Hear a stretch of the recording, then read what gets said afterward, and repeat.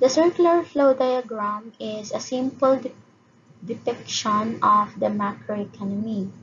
It illustrates GDP as spending, revenue, factor payments, and income. We have factors of production are inputs like labor, land, capital, and natural resources. And factor payments are payments to the factors of production, such as wages or rents. So these are the common terms or terms that we need to understand in the circular flow diagram. This and the following slide build the circular flow diagram piece by piece. So first, let's start with the households and firms. So households own the factors of production and they sell or rent them to firms for income. But at the same time, they buy and consume goods and services produced by the firms.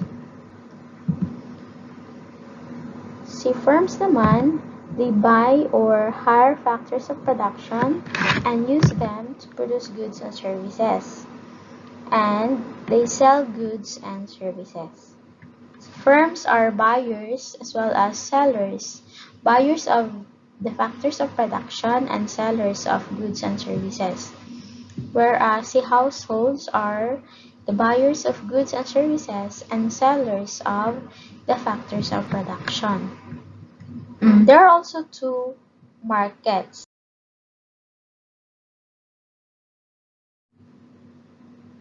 The markets for factors of production. The green arrows represent flows of income or payments. The red ones represent flows of goods and services, including factors of production. To keep the graph or the diagram simple, we have omitted the government, the role of the government, the financial system, and the foreign sector. Another market is the market for goods and services. So here, the transactions between firms and households occur. So in the markets for goods and services, households are the buyers of goods and services. Then firms are the sellers. But in the markets for the factors of production, households are the sellers of the inputs, sellers of land, labor, capital, while firms are the buyers of those inputs.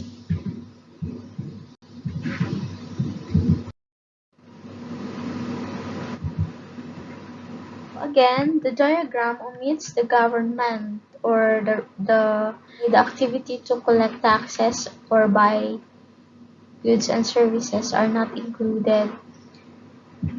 Then the financial system, which match the saver supply of funds with borrowers' demand for loans. So we omit the tendency of the household to invest or again to borrow funds from the bank, for example, or we omit the activity of the firm to invest in the bank.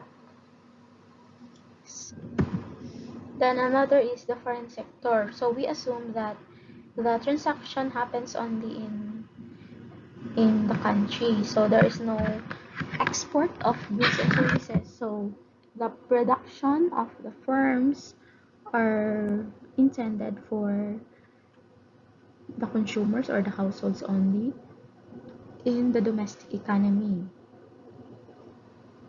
So there's no export of goods and services. And sa households din, no import of goods and services.